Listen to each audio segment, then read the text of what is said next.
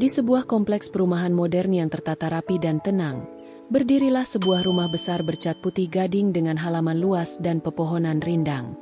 Rumah itu milik Ana, seorang wanita berusia 50 tahun yang tampak jauh lebih muda dari usianya.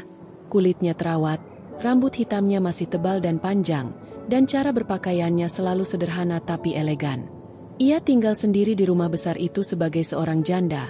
Suaminya meninggal hampir 10 tahun lalu karena serangan jantung mendadak, dan sejak itu ia membesarkan kedua anaknya sendirian.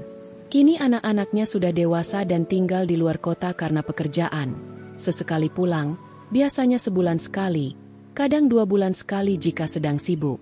Meski rumah itu mewah dan nyaman, ada sesuatu yang tak bisa dihindari oleh Ana, kesepian. Ia bangun pagi-pagi, menyeduh kopi sendiri, duduk di teras, membaca buku, lalu menyiram tanaman. Siang harinya, ia kadang menghabiskan waktu dengan menonton tayangan favorit atau memasak makanan yang seringkali tak habis dimakan sendiri. Malam hari adalah saat tersunyi, televisi menyala hanya sebagai latar suara agar tak terlalu terasa hening. Bukan karena dia tak punya teman, ia punya beberapa sahabat lama, termasuk Burini, teman sepergaulannya sejak zaman muda dulu, tapi usianya sekarang sudah membuatnya lebih selektif.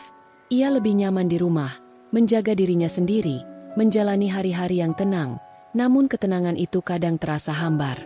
Ada saat-saat dia menatap sudut rumah, mengingat masa-masa ketika anak-anak masih kecil, suaminya masih hidup, dan rumah itu dipenuhi suara tawa. Sekarang semuanya terasa terlalu luas, terlalu diam. Kalau sepi begini, cepat tua rasanya. Gumamnya pelan suatu pagi sambil menyeruput kopi hangat. Dia bukan wanita yang lemah atau larut dalam kesedihan. Ia tangguh, cerdas, dan tahu cara merawat diri. Tapi tetap saja, ada ruang kosong dalam hatinya yang tak selalu bisa ditambal dengan buku, musik, atau tanaman. Ruang kosong yang perlahan tapi pasti terasa makin besar seiring waktu. Hari itu, seperti biasa, dia menyiram bunga Kamboja di taman depan. Matahari belum terlalu tinggi, angin berhembus pelan. Di kejauhan, suara mesin mobil terdengar mendekat. Sebuah mobil hitam sederhana berhenti di depan pagar, dan dari dalam keluar seorang wanita parubaya dengan langkah santai serta seorang pemuda tinggi berkemeja santai, Burini dan anaknya, Dani. Ana tersenyum. Ia tak tahu bahwa pertemuan kecil pagi itu akan menjadi awal dari cerita yang sama sekali tak pernah ia duga. Dani baru saja memarkir mobil di depan rumah besar milik Tante Ana, keluar lebih dulu, dan membukakan pintu untuk ibunya, Burini, yang membawa sebuah tas kecil berisi makanan ringan dan buah tangan lain. Dani, pemuda berusia 25 tahun, bertubuh tinggi dan berwajah bersih. Gaya berpakaian santainya selalu terlihat rapi meski sederhana. Hari itu ia hanya mengenakan celana jeans dan kaos lengan pendek warna abu-abu. Ia memang tak banyak bicara, tapi selalu sigap jika dimintai bantuan. Dani tinggal bersama ibunya dan membantu usaha kecil-kecilan dari rumah, terutama jualan makanan secara online yang sudah lumayan ramai di lingkungannya. Hari itu, Dani hanya diminta mengantar ibunya ke rumah Tante Ana, tak lebih. Biasanya Burini datang sendiri, tapi karena hari agak panas dan barang bawaan cukup banyak, Dani ikut serta. Saat pagar dibuka, Ana sudah berdiri di depan teras dengan senyum hangatnya yang khas. Wajahnya terlihat cerah, rambut panjangnya dibiarkan tergerai alami, dan ia mengenakan blus santai serta celana bahan warna krem yang membuat penampilannya tampak segar. "Rin, akhirnya datang juga," sapa Ana sambil memeluk Burini singkat. "Iya, kebetulan ini ada yang bisa nganterin," jawab Burini sambil melirik Dani yang berdiri sopan di belakangnya. Ana menoleh dan tersenyum ramah. "Wah, Dani, udah gede banget sekarang. Terakhir lihat kamu masih SMA loh." Dani membalas dengan senyum kecil. "Iya, Tante, udah lama banget ya." Ana memperhatikan Dani dengan lebih saksama. Pemuda itu memang punya wajah tenang, matanya lembut, dan pembawaannya kalem. Ada sesuatu dari cara bicaranya yang sopan tapi tidak kaku, cukup menyenangkan. Mereka tak berbincang lama. Dani hanya menurunkan barang bawaan ibunya lalu berpamitan pulang. Tapi entah kenapa, saat ia menoleh ke arah teras sebelum masuk mobil, pandangannya sempat bertemu dengan mata Ana. Sekilas, tapi cukup untuk membuat jantung Dani berdetak agak cepat. Dalam hati, Dani mengakui satu hal yang belum pernah ia pikirkan sebelumnya. Tante Ana cantik, bahkan sangat cantik untuk wanita seusianya. Bukan cantik yang dibuat-buat, tapi alami, elegan, matang. Ada daya tarik yang tak ia temukan di perempuan seumurannya. Keanggunan yang tidak sok imut, suara lembut yang menenangkan, dan gerak tubuh yang penuh kepercayaan diri. Sepanjang perjalanan pulang, Dani diam, tapi pikirannya penuh. Ia merasa aneh sendiri mengagumi sosok wanita yang selama ini dianggapnya sebagai teman ibu. Tapi bukan berarti perasaan itu salah, kan? Ia hanya kagum, itu saja. Setidaknya begitu ia meyakinkan dirinya sendiri. Beberapa hari setelah kunjungan itu, Dani kembali ke rumah Tante Ana. Kali ini bukan untuk mengantar ibunya, melainkan mengantarkan pesanan. Bu Rini memang punya usaha kecil-kecilan menjual masakan rumahan. Pelanggannya rata-rata ibu-ibu di sekitar kompleks, termasuk Tante Ana. Antarin ini ke rumah Ana ya. Nak, dia pesan ayam kecap dan semur jengkol, kata Bu Rini sambil memasukkan 2 kotak makan ke dalam tas jinjing.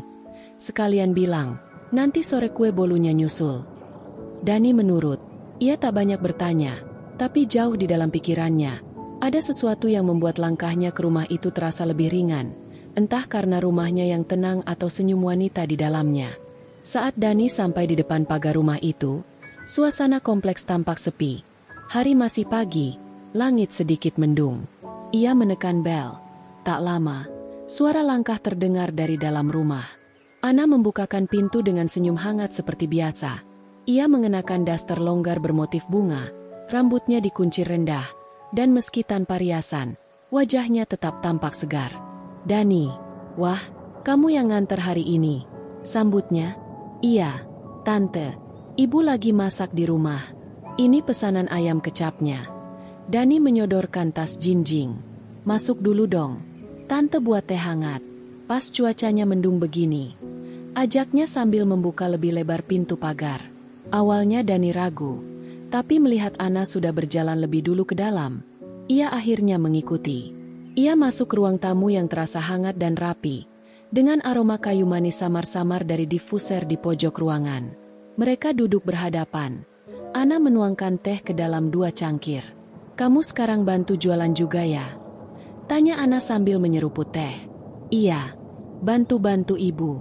Usaha online juga jalan, tapi lebih fleksibel, jadi bisa antar pesanan juga, jawab Dani. Percakapan mereka mengalir ringan. Ana mulai menanyakan soal kuliah, bisnis online, dan kesibukan Dani sehari-hari. Dani merasa nyaman, seperti bicara dengan seseorang yang benar-benar mendengarkan. Sesekali Ana tertawa kecil mendengar cerita Dani yang polos tapi jujur. Dan Dani pun kadang tersenyum melihat cara Ana berbicara yang halus dan tenang. Ada kenyamanan yang tidak biasa. Suasana itu terasa alami, tidak dipaksakan. Yang paling Dani ingat dari hari itu adalah satu momen kecil saat Ana berkata pelan, "Senang sekali ada yang mampir. Rumah ini jadi agak hangat. Enggak terlalu sepi." Kalimat sederhana itu membuat Dani terdiam sejenak. Ia menatap wajah wanita itu. Di balik senyuman hangatnya, ada kesepian yang tak bisa disembunyikan sepenuhnya. Dan dari situ, Dani tahu, mungkin ia akan senang jika bisa datang lagi. Sejak hari itu, Dani menjadi lebih sering datang ke rumah Tante Ana, kadang untuk mengantar pesanan dari ibunya, kadang hanya mampir karena kebetulan lewat. Setidaknya begitu alasan yang ia berikan, meski sebenarnya ada dorongan lain yang lebih personal. Ana pun tak pernah menolak. Bahkan, semakin lama, ia terlihat menantikan kedatangan Dani. Tak jarang ia sudah menyiapkan teh atau camilan ringan di meja tamu, kadang masakannya sendiri, kadang sisa dari eksperimen resep baru yang ia coba di dapur. Obrolan mereka juga makin panjang. Jika sebelumnya hanya soal makanan atau kabar ibu Dani, kini topiknya meluas. Tentang hidup, tentang perasaan, tentang kesendirian dan kejenuhan yang kadang menghampiri, bahkan untuk orang seperti mereka yang tampak tenang di permukaan. Pernah suatu sore, Dani datang tanpa membawa apa-apa. Ia hanya mengetuk pintu dan berkata, "Aku cuma mau duduk sebentar, Tante. Di rumah lagi sumpek." Ana tak banyak tanya. Ia menyuruh Dani masuk, duduk di ruang tengah, dan membawakan 2 gelas air dingin. Mereka mengobrol santai, kadang terdiam, tapi tidak canggung. Di ruang tamu itu, dalam diam dan kata-kata yang saling ditukar, perlahan mereka menemukan sesuatu yang mulai tumbuh. Bukan hanya rasa nyaman, tapi juga kedekatan, hubungan yang pelan-pelan menyusup tanpa direncanakan. Dani, yang awalnya hanya kagum pada kecantikan Ana, mulai menyukai ketenangan yang dibawa wanita itu. Ia merasa dihargai, didengarkan, bahkan dipahami. Ana, di sisi lain, mulai merasa hidupnya tak terlalu hampa.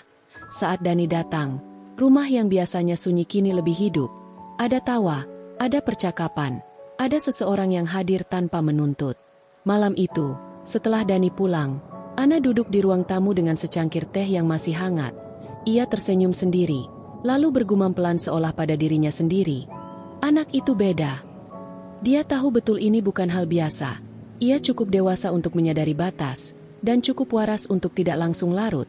Tapi ia juga cukup jujur untuk mengakui bahwa Dani membawa rasa yang berbeda. Rasa yang selama ini hanya ia kenal dari kenangan masa muda. Sementara itu, Dani di rumahnya menatap layar laptop tanpa benar-benar fokus. Pikirannya masih tertinggal di rumah besar yang mulai tak terasa asing itu. Di wajah tenang wanita yang makin hari makin sulit ia lupakan. Hubungan mereka masih sebatas obrolan. Tapi kedekatan itu sudah tak bisa dianggap biasa. Hari itu Dani datang agak siang. Matahari sudah tinggi. Dan suara burung dari pohon-pohon di sekitar rumah Ana terdengar samar di antara angin yang berhembus lembut. Ia mengenakan kaos polos warna teal dan celana chino coklat muda. Penampilannya sederhana, tapi tetap rapi. Ana membuka pintu seperti biasa.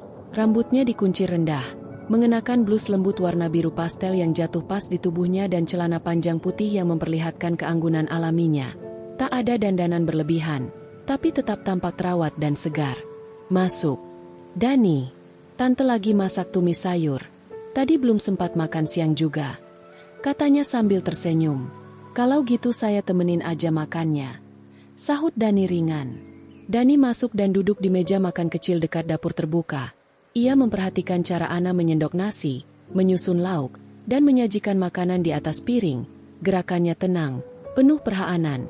Ada keanggunan dalam hal sederhana seperti itu. Dan Dani tanpa sadar memerhatikan semuanya. Kalau kamu nanti nikah, enaknya sama perempuan yang kayak gimana?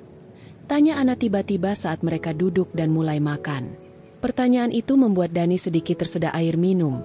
Ia tertawa kecil lalu mengangguk pelan. Gak tahu pasti, tante, tapi kayaknya aku lebih suka yang dewasa, yang tenang, yang bisa diajak ngobrol panjang tanpa harus banyak basa-basi. Dia menoleh sebentar, pandangannya sekilas. Tapi mata mereka sempat bertemu. Ada percikan kecil yang terasa meski tak diucapkan. Kalau gitu kayak tante dong. Ana berkata sambil tertawa kecil. Mencoba menyamarkannya sebagai candaan. Dani ikut tertawa. Tapi tawanya tak sepenuhnya ringan. Ia tahu ada kebenaran dalam kata-kata itu. Sejak beberapa minggu terakhir, Dani memang mulai memandang Ana berbeda. Bukan lagi sebagai tante atau teman ibunya. Tapi sebagai seorang wanita yang membuatnya merasa nyaman, yang membuat rumah besar itu terasa seperti tempat pulang, dan yang bisa membuatnya lupa waktu hanya dengan duduk dan ngobrol berdua. Ada kalanya Dani ingin mengatakan semua itu, tapi ia menahan diri. Ia tahu batas, ia tahu bagaimana orang akan menilai, tapi perasaan itu ada, tumbuh begitu saja tanpa diminta.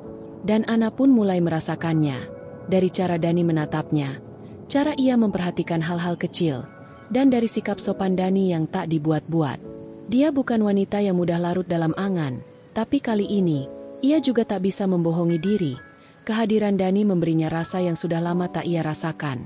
Dikagumi, diperhatikan, dan disayangi meski tanpa kata. Hari itu, sebelum pulang, Dani sempat berdiri cukup lama di ambang pintu, seolah enggan cepat-cepat pergi. Tante, ucapnya pelan. Kalau aku sering kesini, tante keberatan enggak? Ana menatapnya sejenak, lalu tersenyum. Selama kamu enggak bosan lihat wajah tante yang udah tua ini, silakan. Dani membalas senyum itu, tapi hatinya tahu, wajah itu matang, lembut, dan penuh ketenangan, justru mulai membuatnya jatuh. Langit sore itu tampak labu, awan menggantung berat, dan angin mulai bertiup lebih kencang dari biasanya. Dani datang sedikit terlambat dari biasanya. Ia baru sempat mengantar pesanan terakhir ibunya menjelang maghrib. Tante, maaf baru sempat kesini. Hujan kayaknya sebentar lagi turun, katanya sambil menyerahkan kotak berisi pesanan makanan. Ana membuka pintu dengan wajah hangat seperti biasa. Ia mengenakan cardigan tipis warna krem yang menutupi blus berlengan pendek. Rambutnya kali ini diikat rapi ke belakang. Wajahnya tampak bersih dan sedikit lebih pucat karena cuaca. Pas banget. Tadi baru mau bikin teh jahe. Kamu tunggu sebentar ya. Jangan buru-buru pulang. Hujan besar. Kalau udah turun, bisa kejebak di jalan. Katanya sambil melangkah ke dapur. Dani tak menolak. Ia sudah terbiasa duduk di ruang tamu rumah itu. Menghabiskan waktu berbincang atau sekadar diam. Ditemani suara jam dinding dan aroma kayu manis yang selalu ada di udara. Tapi sore itu terasa beda. Suasananya lebih senyap, lebih dekat, lebih pribadi. Tak lama, hujan pun turun deras. Seolah menciptakan dunia baru yang hanya berisi suara air dan 2 orang di dalam rumah itu. Wah, kayaknya bakal lama nih.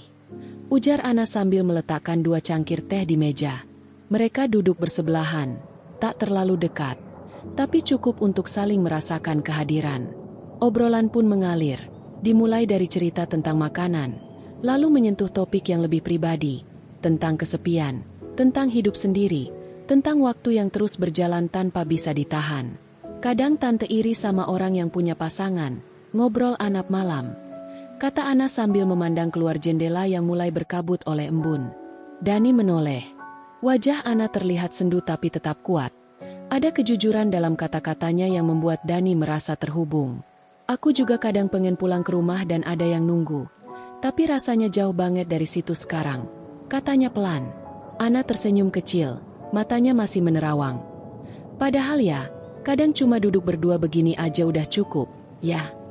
Dani tak menjawab, tapi perlahan. Tangannya yang semula diam di pangkuan bergerak mendekat. Ia tak berpikir panjang, ia hanya mengikuti rasa. Rasa yang sudah yang muncul hanya untuk pemuda itu. Semuanya cukup sebagai jawaban. Dani pun tak lagi sekadar mengantar pesanan. Ia kadang datang hanya untuk duduk di ruang tamu sambil menyeruput teh. Kadang membantu Ana memindahkan pot bunga.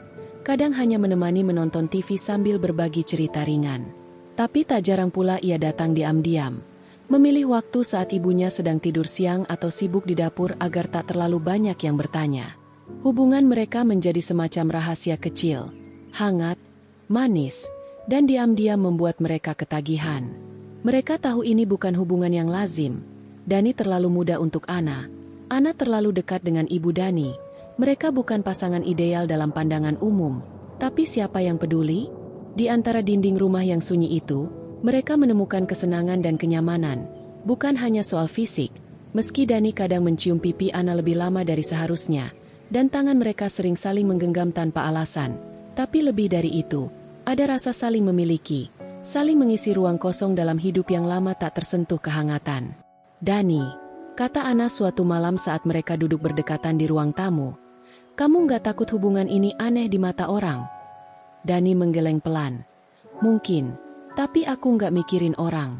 Aku cuma tahu kalau di sini, di samping tante, aku merasa tenang. Ana menatapnya lama. Wajah pemuda itu bersih, polos, tapi sorot matanya sungguh-sungguh. Ia merasa dilihat sebagai seorang wanita. Bukan ibu, bukan tante, bukan sosok tua, tapi wanita seutuhnya. Dan perasaan itu terlalu menyenangkan untuk dilepas begitu saja. Malam itu, mereka duduk lebih dekat dari biasanya. Dana memutuskan untuk bicara setelah mereka duduk berdua di ruang tamu seperti biasa. Ana menghela nafas dan berkata pelan, Dani, kita ini apa? Dani tak langsung menjawab. Ia memutar cangkir teh di tangannya, lalu menatap Ana dengan mata yang tenang tapi dalam. Entah, aku nggak tahu harus menyebut ini apa, tapi aku tahu, seanap aku kesini, aku merasa lengkap. Ana menunduk.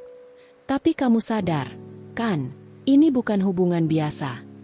Iya, aku tahu, ucap Dani. Tapi semua yang biasa itu nggak pernah bikin aku setenang ini. Tante bikin aku ngerasa dilihat, didengar, diterima. Ana tersenyum kecil, tapi ada air yang menggenang di matanya. Ia tahu Dani jujur, ia tahu dirinya pun merasa begitu. Tapi ia juga tahu dunia tak akan mudah menerima hubungan seperti ini. Kalau nanti orang tahu, bisik Ana. Kalau nanti ibumu tahu. Dani mendekat, menggenggam tangan Ana. Gak usah pikirin jauh-jauh. Aku gak minta apa-apa dari tante. Cuma izinkan aku terus datang. Itu aja cukup. dan Ana tak mampu menolak. Hubungan mereka tetap berjalan, tapi kini ada perasaan was-was yang menyelip di sela-sela kehangatan, antara nyaman dan salah, antara ingin bertahan dan takut kehilangan. Namun, seperti air yang menemukan jalannya sendiri, hubungan itu terus mengalir, diam-diam, lembut, tapi kuat.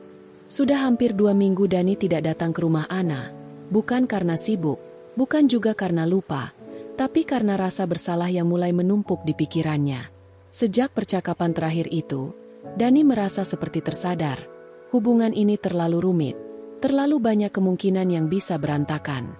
Ia tak ingin menyakiti siapapun, terutama ibunya yang mempercayainya sepenuh hati. Ana menyadari perubahan itu. Biasanya Dani akan mengirim pesan singkat atau menelepon meski hanya sekadar menanyakan kabar. Tapi kali ini sunyi, tak ada jejak, tak ada tanda. Rumah besar itu kembali hening. Meja tamu yang biasanya berantakan oleh gelas dan piring kini kosong. Dapur yang semula ramai dengan suara obrolan kini hanya berisi suara sendok bertemu piring. Dan sunyi itu terasa lebih tajam dari biasanya. Pada sore ke-13 sejak Dani terakhir datang, Ana duduk sendiri di beranda. Angin bertiup lembut, membawa aroma hujan yang tertinggal dari siang tadi. Di tangannya, ada secangkir kopi yang sudah tak lagi hangat. Pandangannya kosong, tapi hatinya penuh tanya. Lalu, suara bel berbunyi pelan 1 kali. Dia berdiri dengan sedikit ragu, berjalan ke depan, membuka pintu pagar perlahan, dan di sana berdiri Dani. Rambutnya agak berantakan, wajahnya lelah, tapi matanya menatap Ana dengan penuh rindu. "Tante," katanya lirih. Ana tak menjawab. Ia hanya berdiri di ambang pintu, menatap pemuda yang membuatnya menanti selama hampir 2 minggu penuh pertanyaan. Dan tanpa sepatah kata pun, Dani melangkah masuk dan langsung memeluk Ana. Pelukannya erat, bukan pelukan yang penuh gairah, tapi penuh rasa, seolah ingin menyampaikan semuanya dalam satu gerakan. Rindu, penyesalan, kebingungan, dan perasaan yang tak pernah hilang. Ana membalas pelukan itu. Tubuhnya bersandar di dada Dani, seperti ingin melepaskan beban yang selama ini ditahannya. Tak ada kata, hanya diam, pelukan dalam diam, tapi penuh makna. Mereka duduk di ruang tamu seperti biasa, tapi kali ini tak banyak bicara. Dani menggenggam tangan Ana sepanjang waktu, kadang hanya saling menatap, kadang saling menghela nafas, tapi tak satu pun dari mereka ingin mengakhiri momen itu. "Aku pikir menjauh itu solusi, tapi ternyata makin jauh, makin kosong," bisik Dani kemudian. Ana menatapnya dengan mata yang mulai basah. "Aku juga takut-takut, makin dekat, makin susah melepaskan." Dani mengusap pipi Ana perlahan, lalu tersenyum tipis. "Kalau gitu jangan dilepas.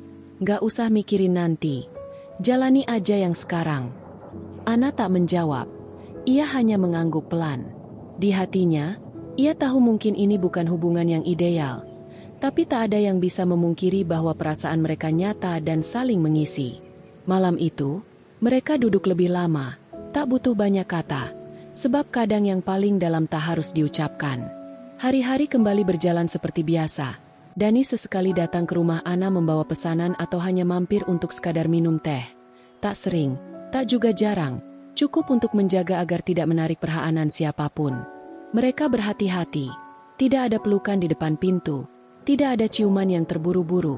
Semuanya dilakukan dalam diam dan kesepakatan tanpa kata. Tapi di balik itu semua, hubungan mereka tetap hangat. Di dalam rumah besar yang dulu selalu sunyi, kini ada suara tawa, ada obrolan panjang yang kadang diselingi diam yang justru menenangkan. Di hati Ana, Dani adalah cahaya kecil yang datang saat hari-harinya mulai redup. Dan di hidup Dani, Ana adalah pelabuhan tenang jauh dari hiruk-pikuk dunia luar yang sering melelahkan. Mereka tidak pernah membicarakan masa depan secara serius, tidak pernah bertanya akan dibawa kemana hubungan ini, karena mereka sadar apa yang mereka miliki terlalu rumit untuk dijelaskan, terlalu lembut untuk diumbar. Pernah suatu malam, saat Dani hendak pulang, Ana berdiri di depan pintu dan berkata pelan, "Kalau suatu hari kamu berhenti datang, Tante akan paham. Jangan khawatir soal itu." Dani menatap wanita itu lama, lalu mendekat dan mencium keningnya dengan lembut. "Aku mungkin akan pergi kemana-mana, Tante, tapi rasanya aku selalu ingin pulang ke sini." Ana tersenyum, tak menjawab. Tapi air matanya mengalir diam-diam, bukan karena sedih, tapi karena merasa dihargai, dicintai, bahkan tanpa janji. Hubungan mereka tetap berjalan dalam senyap, dalam diam, tapi penuh rasa. Tak ada satupun orang yang tahu selain mereka berdua. Bahkan Bu Rini, Ibu Dani, hanya mengira anaknya makin rajin dan perhaanan membantu usaha. Tidak pernah curiga sedikit pun bahwa di balik kedatangan itu tersembunyi sesuatu yang jauh lebih dalam. Di dunia yang penuh penilaian, mereka memilih untuk hidup dalam ruang kecil mereka sendiri. Ruang yang hanya mereka pahami, ruang yang tak butuh